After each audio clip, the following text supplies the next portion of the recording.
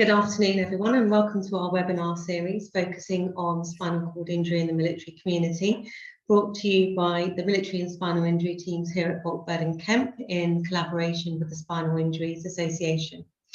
Before we get started, please kindly note that your mics and cameras have been turned off, although you have a question and answer facility at the bottom of your screens that you can use to put questions to our speakers. This is the third session in our webinar series, with our focus today being on employment following a spinal cord injury for those who are serving in the military. We will be talking about what happens after an individual has suffered a spinal cord injury in terms of medical gradings, the medical discharge process, resettlement and transition into the civilian world of work. We're very grateful today to be joined by Mr. Gary Craggs, who is an employment expert and works with a firm called DJ Fox and Associates. Gary is a former major in the Army with extensive experience of personnel issues and has been writing expert reports for injured personnel for a number of years. We are also joined by Malcolm Rose. Malcolm is a veteran who was serving in the RAF when he suffered a spinal cord injury and is going to be talking to us about his experience of leaving the military. Please feel free to use the question and answer box at the bottom of your screen to put any questions to Gary and Malcolm, and we will deal with those at the end of the seminar. So Gary, without further ado, I'll hand over to you. Thank you. Thanks, Kagan. My name's Gary Craggs. I spent 35 years in the military, actually all in the Army, although 4 years of it I was detached to the Royal Navy. I've also worked in a number of joint posts where I've commanded Royal Air Force, Royal Marines and Royal Navy. So I got a good grounding across all of the services. I spent a lot of my time both delivering and managing resettlement services. I was part of the Educational and Training Services branch in the Army. When I left the Army, I went to work for a company that's a approved CTP resettlement course provider. So I spent a couple of years working with them, helping to deliver resettlement courses. So I'm very, very familiar with the whole sort of resettlement process in the services. Just to start off, I want to go through some bits of jargon. Defence recovery capability is the umbrella term that they use for looking after people who are injured in the armed forces.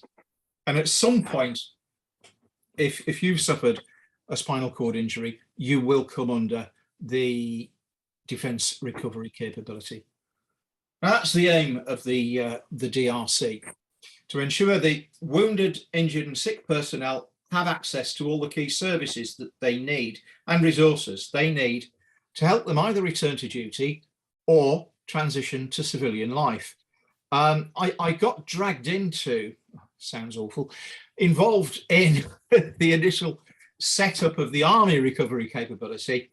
The three services basically brought in their own version around about 2009-10 that was then integrated into the defence recovery capability. And the key point here is recovery doesn't mean getting you back into the services. It's services or transition to civilian life. And that's a key point in the whole recovery process. It's delivered through the single services. They've all got their own sort of routes of doing this and slightly different ways of doing it. Now, the common thing is that it's aligned to your clinical treatment and your rehab, but it doesn't deliver the treatment and rehab.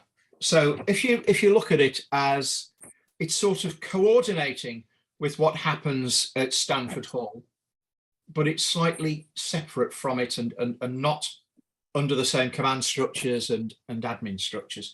So that's the umbrella that everything's sort of put under. How do you get to join the defence recovery capability? What's the criteria for being taken under this umbrella? Slightly different depending on service. The Army, 56 days sick or absent from duties because of illness or if you're temporarily non-effective, TNE as it's known. Generally speaking, if you get a P0 grading, you're going to be TNE.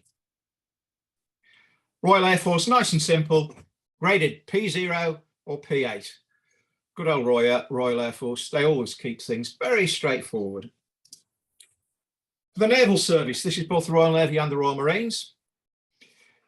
If you've got a James of M4 or M5, or if you're in the Royal Marines, L4, L5, or if you're assigned to the medical manning margin, then you will come under the defence recovery capability. Basically, it's anybody who's long-term sick or absent from duty, but they will also take in people who are less severely injured, who can still be employed on limited shore duties, but not within their trade. So, for example, if you've got an injury that stops you fulfilling your role as a platoon weapons instructor, but you can still sit in the office and do a bit of clerical work, then you can be taken under the DRC. Different rules for the different services. I'm going to show you the only set of stats that I'm going to use today. I do like using statistics to illustrate things, but this is the only set I'm going to show today. And I think the key points that leap out of that, you can see that the percentage of the total service that's in recovery is significantly higher in the Naval Service than in the other two. And that's no surprise, given that they have a much broader definition of what recovery pathway is. If you look on the right-hand column, the percentage who actually leave the service from recovery. Now you'll see there, noticeable difference. Naval Service, significantly lower than the other two.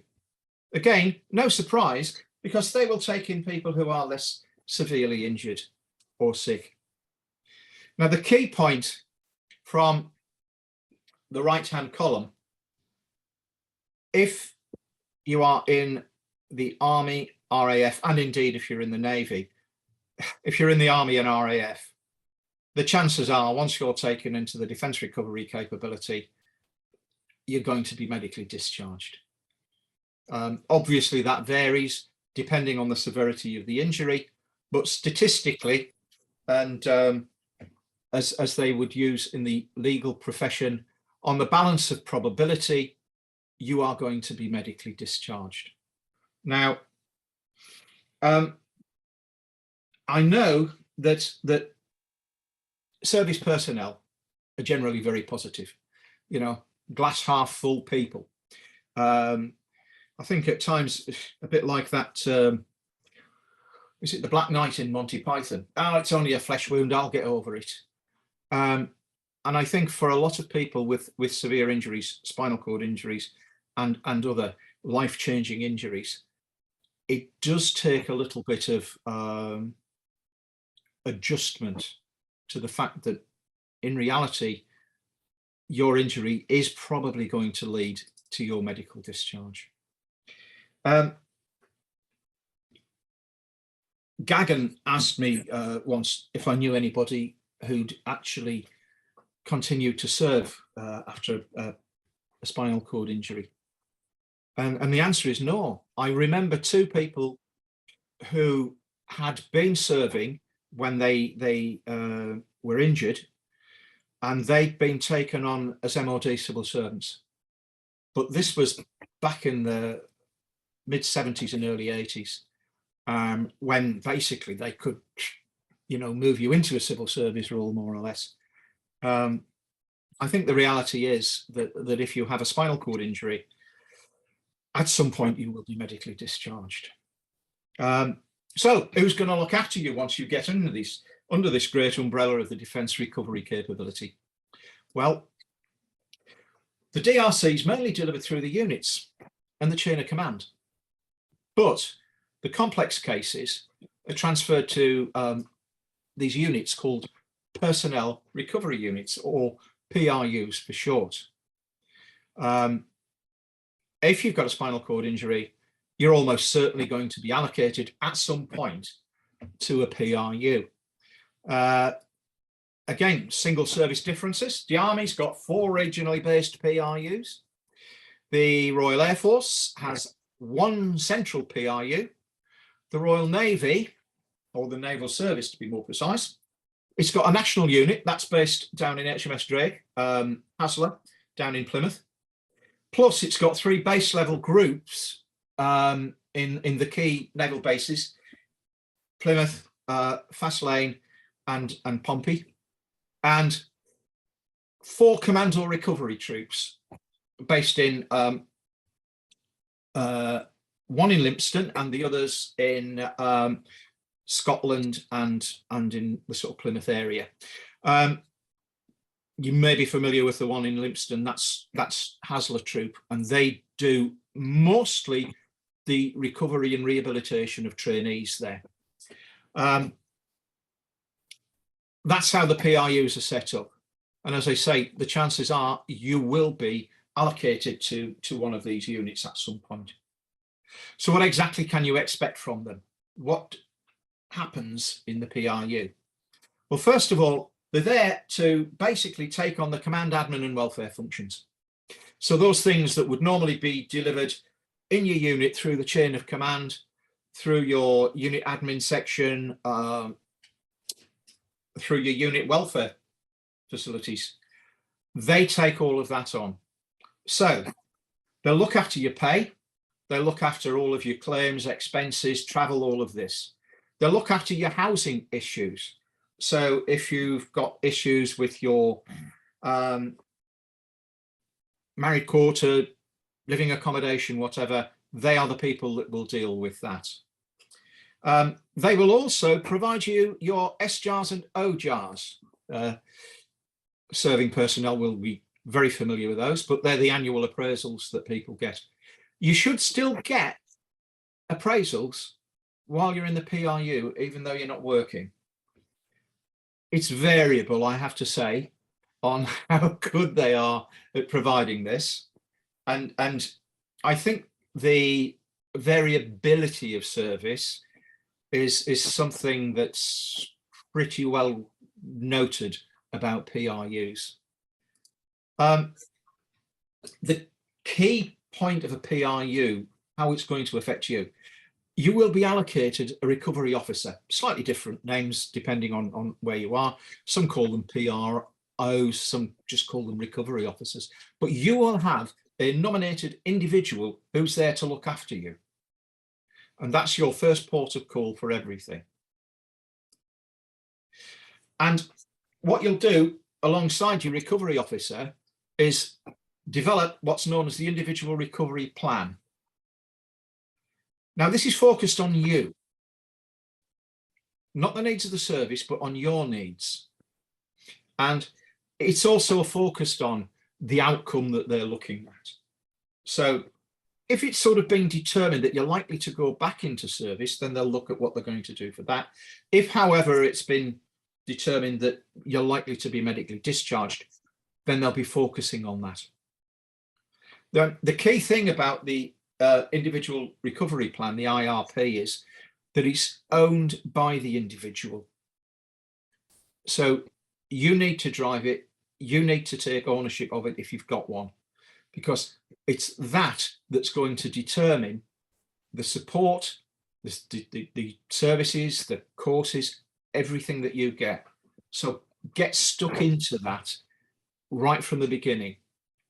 What else does a PRU do? It coordinates your rehab, treatment, resettlement activities, med boards, etc. And finally, they command the recovery centres. Now, these are key providers of courses that you might want to undertake when you're planning your transition to civilian life. Recovery centres like Tedworth House down in Wiltshire in Tidworth, Gervais VC down in Colchester. There's a recovery centre up in Catterick, and I believe that Hasler is also classed as a recovery centre as well. They provide a whole range of courses, and they also have accommodation there. So you can go stay in the accommodation, do whatever course that is you need to do.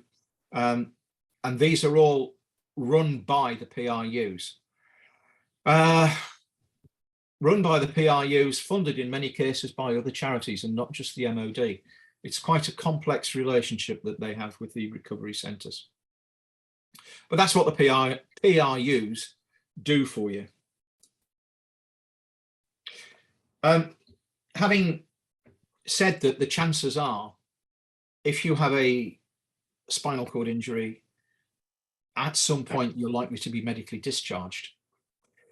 The next question, the obvious question is, well, how long? How long am I going to sit in a PRU? How long does this process take? The answer is, don't know. It really does vary.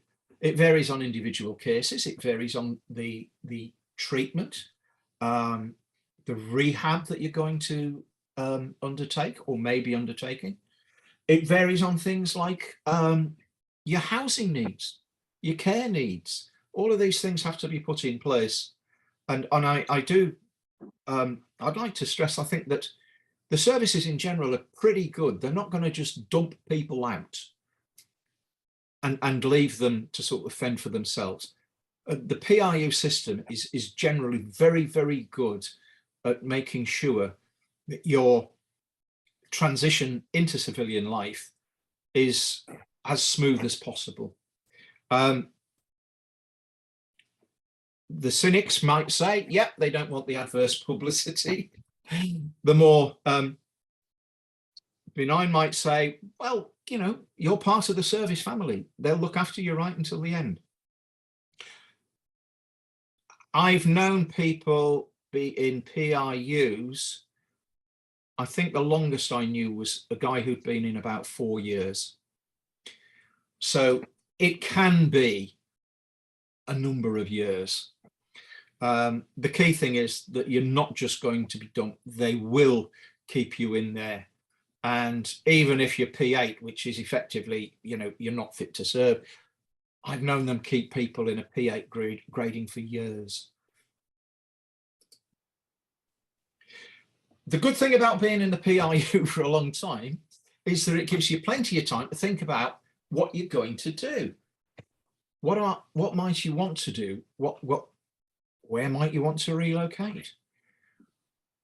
It gives you time to plan on these things, and most importantly, to prepare, to do any retraining courses, sorting out of accommodation, all of these sorts of things. So you do have plenty of time. However, that's just one issue that you've got to deal with. You know, you've got, chances are, a whole host of issues that you're having to deal with at the same time. For many of you, you'll still be undergoing treatment, rehab. You'll be looking at housing, trying to sort out things in that respect. Looking at what care you might need for the future. How are you going to organise that care? And perhaps the biggest thing of all is just coming to terms with the injury. There's nobody that doesn't understand. This is really life-changing. And to say, you know, well, you've got all this time to do all your courses and get yourself sorted out, so, you know, the minute you're discharged, you should walk into a new job, it's just crass. You have got lots of time, but you've got lots of things that are competing there, and preparing for a new role, a new job is just one of those things, and it's got to be taken into consideration with all the other things.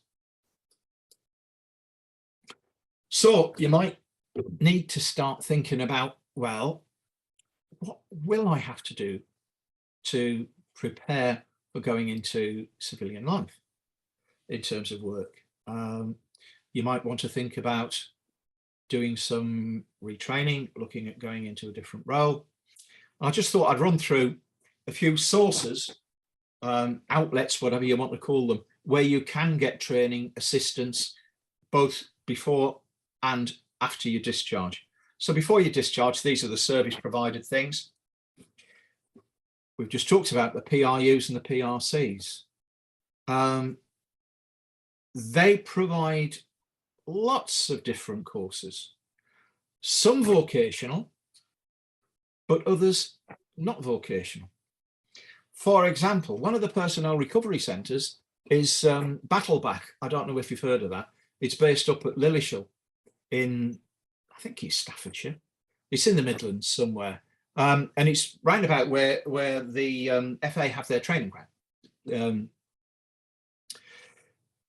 They look at using sport and adventurous training as a way of building confidence, helping you come to terms with the injury, and basically trying to find what you might be able to do just to try and mentally get you on a better track. So not all of the courses in PRCs and PRUs are about accounting or whatever. There's a whole range of things you can do. You've got the CTP process. That's the Career Transition Partnership. These are the people who partner with the MOD providing courses. Normally these are at your normal, at your sort of standard resettlement centre. You may have some at your unit level, but they are certainly well into the PRUs and PRCs. My wife used to work at Tedworth House, and yeah, she knows all of the CTP people down there. Half of them used to work with me anyway. Sorry, I've already spoken about that. I'll go back to, it's all right saying you've got all of these courses and all of these places that can help you and this, that and the other, but there are those other competing issues.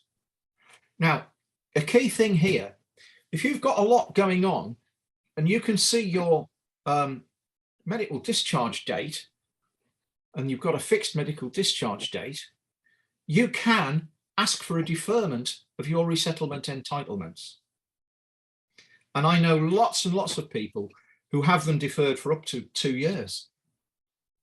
So it gives you a chance to actually get your vocational training in, get your resettlement training in, use all of those facilities that they've got.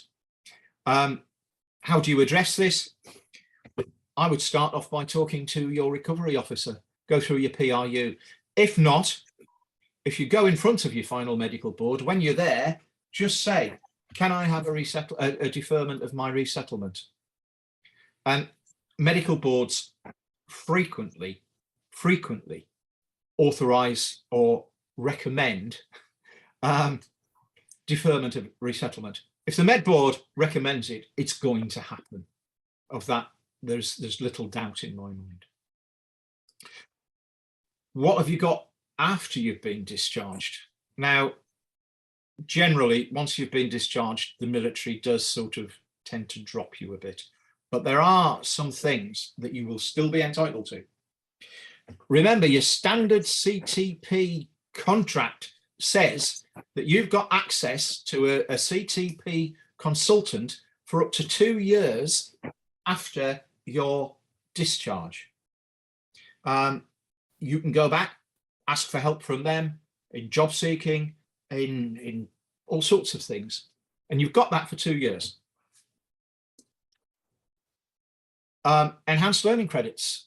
You have access to those for up to 5 years after discharge, or 10 years if you happen to be discharged before the 1st of April 2016. But it's 5 years. What are you entitled to?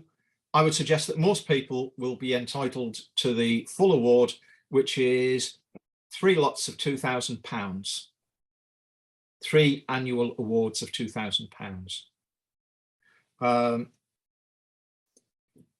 You've got any deferred resettlement entitlements if you've asked for them and they've been authorised.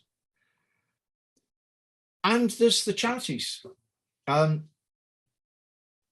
your own service or regimental institutions, and then the big ones, the RBL, Royal British Legion, Help for Heroes, the Poppy Factory, and lots more. I will mention very quickly, COVID hit the charities pretty hard. Help for Heroes, it just changed the way that they did their business. They couldn't run any residential courses. So they started doing a lot of remote stuff. A lot of the consultations are now done remotely. The biggest impact was on fundraising. People couldn't go out during COVID lockdowns and therefore couldn't do their fun runs and sitting in a bath of baked beans and this sort of thing. Getting the funds for charities. And I don't think it should be sort of ignored, the impact that COVID did have on the ability of some of the charities to provide the services that they did before. Looking at the sort of statutory providers, your Job Centre Plus have got people like disability employment advisors. Now, these are supposedly specialists in getting people who are deemed disabled under the Equality Act definition back into work. They'll help you find retraining. They'll help sort other vocational rehabilitation activities. And they are there. There should be a DEA at every Job Centre Plus. And I always say to anyone that's being discharged from the Army, Navy or Air Force, register immediately at your job centre. Unless, of course, you've got a job just to walk into. And there are private providers. Now, I know from my work as an employment expert in the courts that sometimes if you're going through litigation, one of the things that will be brought in during the litigation process as part of your settlement is provision for vocational rehabilitation through a private provider. Those are basically the sources that you can go to after discharge. I keep returning to this. You know, it's all right saying, well, you've got all of this that you can access, but there are issues that may well stop you from accessing that, or that's going to make it a little bit more difficult. And these are practical issues. Most people are going to suffer pain, or they're going to have pain management issues. You can't always guarantee that you're going to feel up to going on a course or going off to visit somewhere for a day's work placement or whatever. People with SCIs, I think all of them I know, have quite, how can I put it, involved morning routines. And it can take you a long time to sort yourself out on a morning. You know, you're trying to interface with perhaps a course provider that kicks off a course at 9 o'clock in the morning. It takes you 4 hours to go through your morning routine. It takes you half an hour to get there. You know, you're getting into the state where you're almost getting up before you've gone to bed. There are real issues on this. There are people who have bowel and bladder management issues as well. And there are certainly issues for some of the providers in helping in this. Care and support issues. Mobility. Are you able to get yourself there? Can you, have you got a modified vehicle? If you haven't, can you get a taxi? Most vocational rehab providers, most courses will be in a built-up area, in a town. If you happen to live out in the country where there's no bus service and it's miles to the nearest railway station, I'm sure Mal can attest to this, knowing where Mal lives, transport can be a difficulty. And for a lot of providers, they're not always aware of these issues, and they need perhaps a little bit of education. That's basically everything that I've got to talk about. And I'm just going to leave a few final points to think about. When you come to look for a job, I know this sounds crass, find something that you're really passionate about, because the more interested you are in something, the better the chances are that you'll be able to do it and make a success of it. So think about what it is that really fires your rockets and try and look and see if you can do something about that. Don't just immediately go down the route of, well, I'll just work from home. Yeah, that's always a possibility. I'll chuck in something else here. If you're looking at having adaptations done to your property and you are thinking about working from home, please get them to consider that also. Because I have seen people who have, they've adapted their homes or had a home adapted for them, then suddenly find that they need to work from home, and they're doing this, from the end of the island in the kitchen, when really during the adaptation process, it might have been relatively straightforward to put in a few sort of rise and fall desks, that sort of thing, that would have made it a lot easier. Seek an employer who is sympathetic and understanding. Yeah, you can usually tell these because they've got posts outside that they hitch the unicorns to. They talk an awful lot about in employment circles about the sympathetic and understanding employers. I think a lot of employers are sympathetic to the services. I think they don't fully understand what the needs are for people with spinal cord injuries. I go back to the issues like morning routines, bowel and bladder management, that sort of thing. I don't think it's because they're particularly uncaring. I think it's because a lot of them just don't know. They are probably aware of what their responsibilities are under the Equality Act to make reasonable adjustments. And the issue there is, what's reasonable? I'll come on to that in just a second. You may need to educate yourself what your rights are, what your entitlement is, what processes you've got to go through. So there may be a little bit of sort of self-education that has to go on there. I don't know if there's anyone today that saw the first in this series, but Lady Marie really went into this in detail. You've really got to get yourself tuned into what you are entitled to and educate others, employers, advisors, trainers, that sort of thing. One of the key things in here, I'll just throw in now, is access to work. Access to work is a program that enables employers to access funds to make the reasonable adjustments to help you. Lots of employers are not aware about what access to work is. You might need to tell them about it. But the key thing is, never be afraid to ask. Whether you're in the discharge process now, whether you've been discharged, ask, what am I entitled to? Can you do this for me? And don't be afraid to ask. That's it from me. And any questions? I see there's a couple posted already.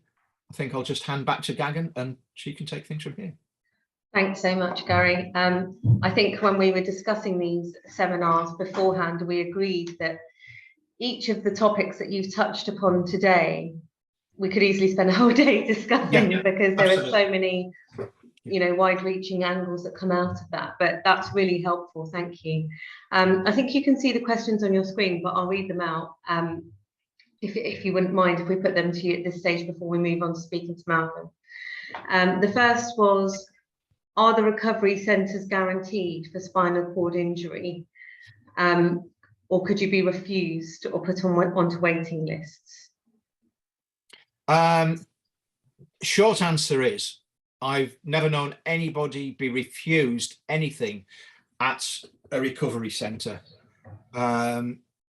Waiting list, I mean, obviously they've got capacities, you know, if you've got accommodation for 30, that's accommodation for 30. And you know, you may be wanting to go to a recovery centre for a particular course. You may not be able to get it at the time you want, but it's the same on any course in that respect. No, I've never known anybody be refused anything, but you may not get your course at the time you want it. That's the only thing. Are they guaranteed? Yeah, pretty much. Yeah. You know, if you want to go to a course running in you know, Tedworth House or Battleback or whatever, nobody's going to stop you. Right. The other question that we've had is individuals who lose currency in trade as a result of DRC will have pay reduced automatically. I presume you're talking about military pay here. That's what I presume as well. Yeah. First off, base pay, no, because that's your base pay. However, there are some additional allowances that you could well lose. For example, if you are a Royal Navy diver, you can't dive, you'll lose your clearance diver pay.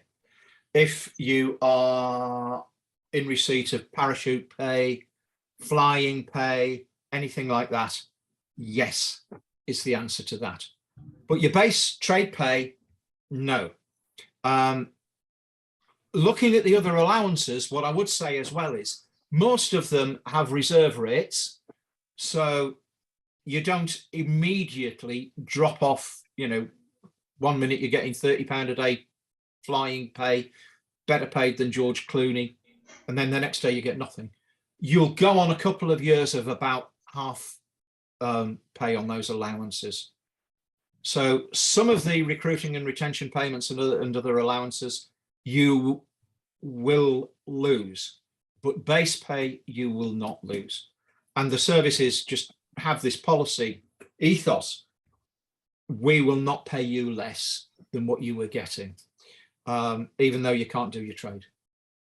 There's plenty of people in trades that can't do their trade anyway and still getting trade pay. So I think that's really helpful to know. So also, when you compare it to the civilian world, if you were to sustain this SCI as a civilian, certainly, unless you work for a company or a firm who has permanent health cover in place, it can be a much more uncertain kind of outcome, and then you're looking at benefits. So I guess that's a really stark contrast, isn't it? Knowing that at least if you're in the military, you're going to get your base pay. yeah, yeah. Another question that we've just had in response to some of those are, do you think leaflets or posters are better than asking service officers or SNCOs to what you are entitled to? Because some of them are secretive and not helpful. I know that Malcolm's going to touch on this a bit later. Absolutely. But short answer, I think leaflets and posters are very good. I know that the Army, I don't know what's happened to the Army over the last couple of years. They've started pushing out all sorts of leaflets. The Army's got a leaflet on the defence recovery capability. I don't know if we could promulgate that. If I sent you a copy, Gagan, I don't know if you could look at sticking it on this sort of webinar site. I don't disagree that. I think leaflets and posters are very, very good. I'm perhaps I don't fully agree that because it's senior NCOs are secretive and not helpful. I think it's because some of them just don't know themselves, to be perfectly honest. Within the PRUs, you've got people there who are generally better equipped for dealing with that.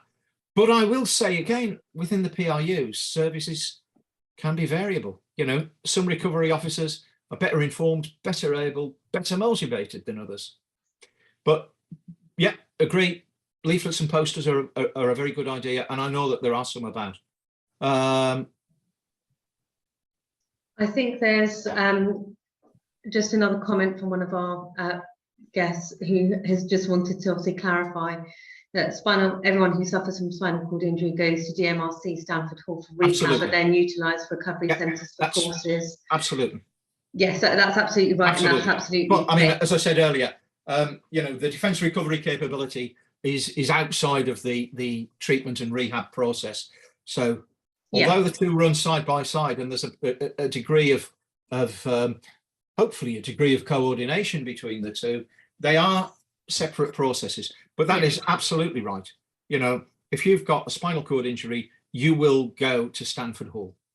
Yeah, absolutely. Sorry, one more.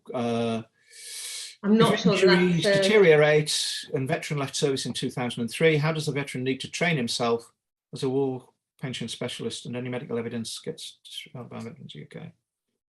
I'm not. I think that's actually a separate question in relation to going back to Veterans UK about war pensions. So I'm afraid that's not something that is within, certainly we aren't war pension specialists or able to respond on that. No, I mean, I know that Veterans UK, that there are appeals processes there.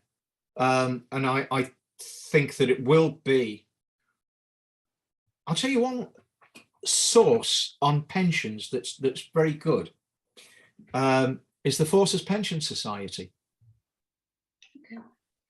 And another source on disability pensions and that sort of thing, on war pensions, the Royal British Legion also will take up the case of war pensions. And presumably, no, if it's 2003, it's war pensions. Anything after that, it's the Armed Forces Compensation Scheme. So yeah, look at the Forces Pension Society, look at the Royal British Legion, they might be able to help. Great, thank you very much, Gary. I think that now brings us on to you, Malcolm. Obviously, you've been through this process and probably have a lot to raise on the points and the issues. So could you maybe start by just telling us a bit more about yourself and your experiences of this process? Yeah, my name is Mal Rose, and I was in the RAF for 30 years. I left as a flight sergeant. I was an air traffic controller as well, a trade I really enjoyed. I was injured in 2016. I was a triathlete for the RAF. I love my sport. I was elite RAF triathlon team, and also competed for GB in my age group in the Worlds and Europeans Championships every year. Yeah, 2016, January 2016, out on a training ride. Beautiful sunny day, a route that I always used to take. I'm very familiar with, about a 50k route. Although I don't remember the accident at the time, which is probably a good thing in many ways. I was hit pretty much side on, almost T-boned by a car, who just didn't see me. Unfortunately, turned into a junction, which I happened to be passing. And he bounced me in the air, witnesses 10 to 12 feet still attached to my bike. Landed on his bonnet, he dropped me off in the hedge. And thankfully there was actually an ex-Navy PTI who was waiting at that junction to pull out, who saw the accident. And he, although he wasn't up to speed on his first aid, he still had a good knowledge of it based on the career he'd had. And he helped me out, he put me in a recovery position. He realized I wasn't breathing initially, I had blocked airways, etc. So he cleared my airway, recovery position, and monitored me until the ambulance arrived and took me off to intensive care in Southampton. Injuries were quite a long list, smashed ribs, collarbone and shoulders. But the injury that got me most was the spine injury. And that was a complete dislocation at T5-6, resulting in an age of T4. So pretty much nipple level, No motor, no sensor below that. I went to, I said initially Southampton. I was transferred to various other hospitals, some to get closer to home. I was living in Fareham at the time in the south coast. I went to Portsmouth Hospital. Went to Salisbury, was my spinal unit. And each place you go to, I seem to be getting staff that were better informed about spinal cord injuries, shall we say, put it politely. Ultimately got to Headley Court after probably about 6 months in the previous hospitals, and that was, once you hit Headley Court, it's off and running. Then it's brilliant. The care is fantastic, and it's all about helping me to be the best I can be. It's a two-way thing, you know. If you want the help, you will get it from Headley Court. You know, they recognized in me that sport was a major part of my life, and I still wanted it to be, and that was a major part of my recovery. Headley Court realized this, and they even ended up buying me my own handbike through Help for Heroes. They backed the case up for Help for Heroes for me. I got a nice shiny new handbike, and then from then on, my sport just kind of took off, and my recovery helped. Sport helped massively in my recovery. It also enabled me to get into the Invictus Games in 2019. 18, sorry, went to Australia. It was all very nice. My wife and I had a trip to Australia. My sons and their girlfriends and my dad all made their way there. So it was a big family affair. It was a fantastic event. You get treated like superstars, really, for a couple of weeks. The Australians loved you. Everyone went to photograph, stopping you in the street. And that is a massive boost on your ego. It just helps phenomenally with coming to terms with your injury. You know, you're getting attention for the right reasons. You know, you're not getting attention to, look, there's a spinal cord injury guy, let's just smile and nod politely. They want to get involved. They want to give you a hug. They want to stand next to you. They want to know what you're doing and what happened to you. Some people don't like saying what happened to them. I've noticed as I've gone through this process, but I'm more than happy to talk about it, hence here today. I don't mind passing on anything, answer any questions, quite honestly, sometimes too honestly, but it's just the way it is. It has to be that way for me. That's part of my career, coming to terms with who I am and what I am now, and the way my life just jumped track with an instant, basically. And not just for me, but all for my family as well. But through, when I was at Headley Court, I was introduced to the PROs. My PRO, Bob Lloyd, who's just left the service now, was A1, absolutely fantastic. I'd heard knocking about with some of the army guys in particular at Headley Court. They were all kind of resistant to being put under a PRU. I think it's because you lose link then with your chain of command within your last unit, where all your links, where all your ties, where all your mates were. And that just means that you are obviously freeing up that post by going to the PROs, or PRUs rather. They can then replace you. But Bob Lloyd was immensely helpful to me. We set off my individual recovery plan, and every time he'd come on a visit, probably every couple of weeks, come physically visit me. We'd have a phone call chat every week, probably. And just basically keep going through my individual recovery plan. What I need to do for my housing, how's my medication going, how's my rehab going generally, how's my sport, you know, the interests, it all matters. And he was keen to help out in any way possible. He would be my link, he would be my go-to man. He was my chain of command, basically. The next guy I need to speak to for whatever reason. I mean, he'd sorted out my family as well, he helped them out with any issues they had, even in getting to see me, come and visit me, make sure that everything was sorted, and Tracy and my wife could cope with what was going on at home, as well as coming to see me all the time. So he was instrumental in my recovery. He's still a friend now, still keep in touch with him. He did a lot of things for me. In terms of the med board and my medical discharge, initially, even though I had quite a severe injury, in the back of my mind, I was thinking, I can go back to work, they'll find something for me. Like Gary was alluding to earlier, maybe it used in the past, just push it to one side and do a desk job. Like maybe there's somebody in the Navy now still. I was still thinking, although I can't control again, maybe I could work in the ops rooms, you know, rather than just writing, pushing out emails. I can maybe be involved somehow within air traffic. They're the sort of things that are going through your mind. You know, looking back now, it's ridiculous. You know, there's no way I could be in the military with this kind of injury. But it takes a while to dawn on you. It has to kind of filter through. And the med board is probably the most stark kind of realization that, okay, I'm going to be out of the military. I've been in 30 years. I'm out on my own, it feels like. And I wasn't keen to get to a med board, obviously. There were certain courses I needed to do, certain stages of my rehab that was still Headley Court could still offer me. So med board was put back a couple of times for medical reasons or for housing reasons as well later on. And the military found me a quarter which was adapted for me, which is brilliant. And we were struggling to find our own property that was suitable. Couldn't be a house, had to be a bungalow. And looking in the south for a bungalow, I even had someone employed to look for me.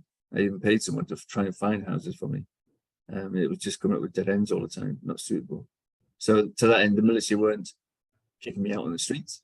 They were still delaying things for me and just giving me a chance to find all these things while continuing my rehab at Headley Court. When I actually got to the med board, I knew I was prepared I knew I was going to be discharged. But the guy, you have the chat and you fill in your paperwork and everything else, and you sit outside the waiting room, and I knew what was going to happen. But when they say the phrases that, if they ask you, are you aware? Do you have any idea what's coming up? And I said yes, I'm expecting to be discharged. And he said yes, unfortunately, you will be discharged. But the words when they say, and thank you for your service, that's kind of nice thing to say. But if that is the sort of the bomb that just gets you, okay, I'm out. This is me. I'm on Civvy Street. The employment side of things wasn't a major worry for me at that time. I mean, I probably worth saying I was fortunate enough to be part of a legal claim. So there was blame, so I could claim compensation basically for my injury. But it's still, I wasn't sort of looking forward to a future where I was just in a wheelchair and not being able to contribute, not being able to do what I did before even. It takes a while for every single stage of your life, whether it's employment, whether it's just being the man about the house, whether it's being the father, the sportsman, all those things have changed. They haven't gone away, they've just changed. And you have to come to terms with that. And that can be quite daunting sometimes. You have a lot to deal with in a short space of time, from housing, employment, your injury, your family, all your family, extended family, friends are all affected by what happened to me. Other triathletes have, got into it until it was kind of kept on the QT initially, my accident. And eventually I think it was about a month down the line where I got back on social media and explained what had happened. And it's only then people you get the outpouring of sympathy, etc., which you would expect, I guess, from good friends, etc., and colleagues. But also the realization that could happen to them. When you know somebody who's got a spinal cord injury, although they think, oh, you've got a spinal cord injury, he's paralyzed from chest down, he's still got his arms, he'll be back in sport in no time. They don't know exactly what it takes to deal with a spinal cord injury, the day-to-day stuff. And that comes down to what Gary was saying about finding work. An employer, I'd be very surprised if any employers know just how difficult it is with a spinal cord injury to be ready on the morning. From my own experiences, bowel care on a good day is 3 hours, on a bad day 5. So I have to factor that in when I'm getting up. I was doing courses through resettlement, which is brilliant again, which Bob Lloyd, my PRO, sorted out for me. And one of them was a home maintenance course at Aldershot, I think it was. Brilliant course. I think it's a couple of weeks of anything from plastering to flipping woodwork to everything. bricklaying. I've never had so much rubbish all over my chair since. And I think even my old chair still got plaster on it somewhere, absolutely covered. But it's a great course. But it started on a morning at 8 o'clock. So I was going to bed probably about 6 p.m. Getting up at 2 in the morning, 3 in the morning to be ready. And to do that for 2 weeks was absolutely knackered. It really was. Yeah. And to sort of think about doing that forever, if it just wouldn't have happened. I couldn't work like that. Yeah. So for me, employment-wise, I realised that I needed something flexible. The route I'm hoping to go down is mentoring. I think it's important to be able to speak to guys or girls who've been through a similar situation to you, especially ex-military, where you think your life is going one way, you get it all planned, and all just a blink of an eye, it all changes. And be able to sort of drag yourself into that new life sometimes, it can be tough. So I think if there's someone who's done it ahead of you, someone who knows exactly what you're going through, although every spinal cord injury is different, every person's different, every injury, it comes down to understanding. And I think the best will in the world, not even if an employer really wants to understand, they never really will. They will get it. They might be able to factor in certain things for you to make your life easier, enable you to work, which is great. They never really understand. There could be some days where the pain is worse in a particular day, no matter what painkillers you're on. It can be worse some days than others, for no reason that you can't work out. And you don't want to come across as a shirk, as someone who's the worst thing to be told is to be thought of is someone who's just they're just winging it, or they're getting an extra day off, or look at that, it's a Friday, the real surprise. Things can happen like that. And I think you don't want to be seen after being in the military, after being set in your career, you knew exactly what you're doing, your glass is half full, your can-do attitude, all the rest of it. And then with employer just to not take that into account, it's just to think that you were just winging it because you're in a wheelchair. It can happen. I guess that in the back of their mind they could think that. Yeah, having an appreciation of the injury and the consequences that injury has. Yeah, exactly. I think you mentioned previously when we were discussing about how you had to write your CV for the first time in 30 years. Yeah, that was on these I think it was one of the CTP courses it was at Tidworth, actually, Tidworth House. Great course, eye-opener, writing CVs again. And I think there's a few people in the room, some of the youngsters that wasn't too long ago since they wrote CV. There's people in there who had wrote CV fairly recently because they were thinking about, or people who are very proactive and keep their CV topped up with what they're doing. Whereas I just hadn't even looked at it, to be honest, for so many years. So that was an eye-opener, writing CV. But the course was fantastic. I'd take it in chunks and time, and show how to write letters even to employers, how to for like a CV, to get yourself out there again. And one of the things that was surprising to me when the course was when we were doing sort of mock interviews. That was great. There was different industries turn up from Vodafone was sent a couple of guys. Some of the companies I can't remember now, but they would go through this interview process. They're in an office, you go along the corridor, knock on the door, and everything, handshake, go through the whole process. And I was surprised at how many businesses actively seek out ex-servicemen. They really want ex-servicemen to work for them, to give you every opportunity to do that. And I found that these guys, particularly, I think it was the Vodafone ones that stick in my mind. After I was reading off what I did, like travel control, etc., and they were coming up with jobs to do with like crisis management and having a cool head, all the rest of it. And it made me think, I quite like the idea of this. But the reality then sits in and you think, well, I couldn't do that. I couldn't stick to shift work. I just can't do that. It was impossible for me. But it's out there. The work is out there for people who, you have to maybe seek it a bit more. You have to look in the right places. You have to know how to take advantage of what the military can offer in terms of training before you leave. It is very, very valuable. And if you can get a good PRO They're worth the weight in gold, they really are. But it is still, you've still got to be proactive. You've still got, it's your individual recovery plan. Like Gary said, it's led by you. They will ask you questions in the individual, in your plan. You have like it'll be housing, it'll be employment, rehab, sport, family, and what you're doing on those particular headings, subheadings, what you want to do, how you're going to get there, how you're going to manage to do that. They can also help you with those certain things. So it is about speaking up. You really have to sort of push it yourself as well, but it is there. The help is there. But you've got to accept the acceptance of the injury. You've got to accept the injury to then appreciate that your career may take a different course to what you might have envisaged, to then accept those courses and that help.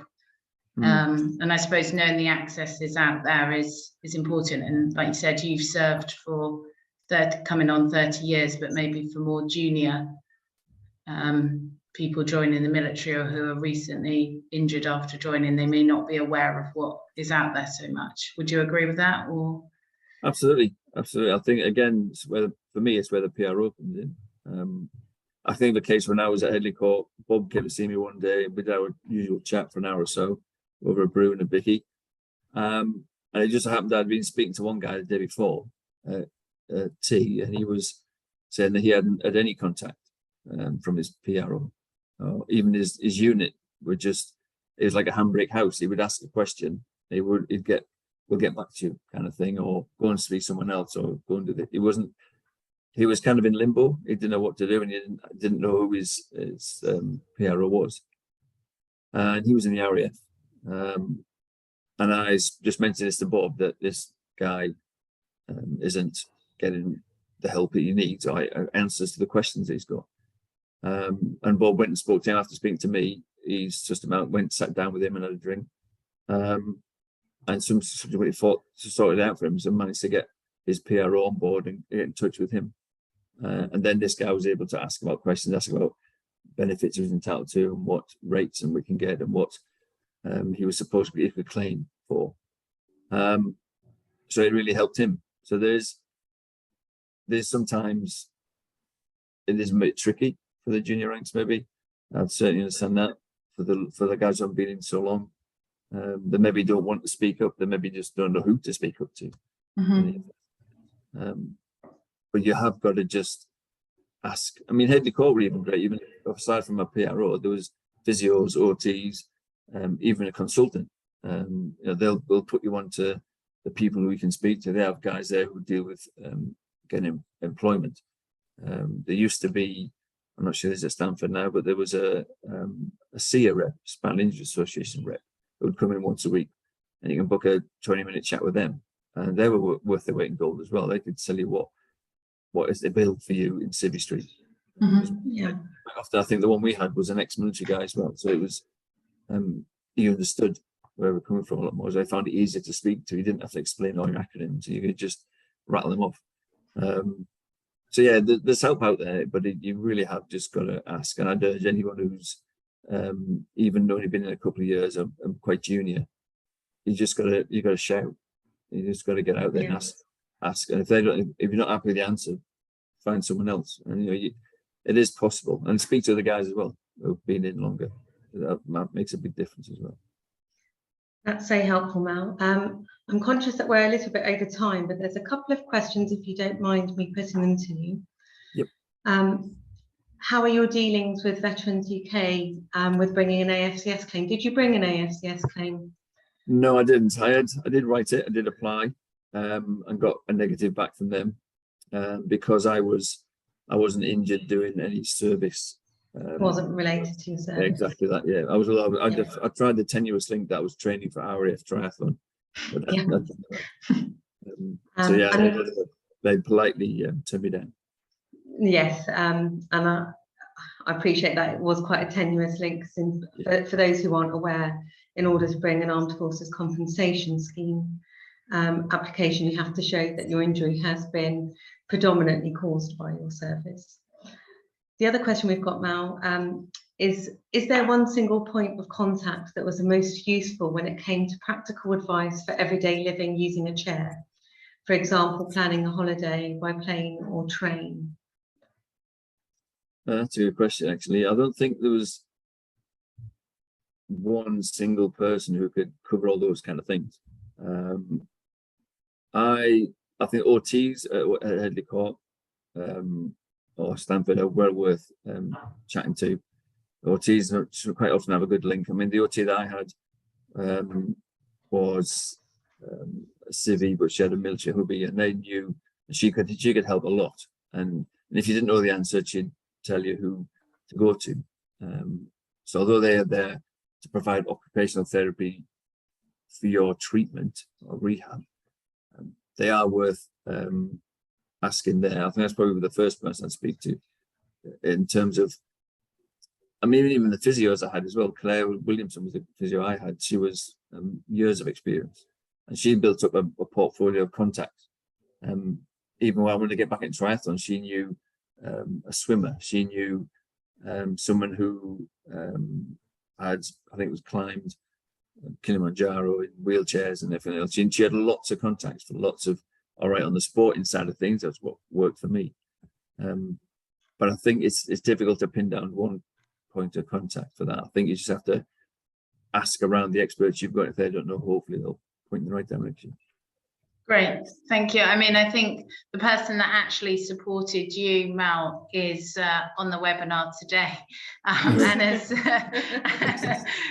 said that there is a spot for those that are interested. There is still a spinal cord injury military peer support service run by Peer Advice Services UK, if that's of use to anyone else attending today's session. That now concludes today's session. Thank you very much, both Malcolm and Gary, for joining us today. Next week, we have our final session in the seminar series, which will be a roundup of the points that we've discussed the last 3 sessions, along with some practical advice and tips. We'll be joined by the Spinal Injuries Association's Stephen Brooks and Gary Dawson for that session. So please do sign up, and we look forward to seeing you next week. Thank you very much. Thank you. Thank you.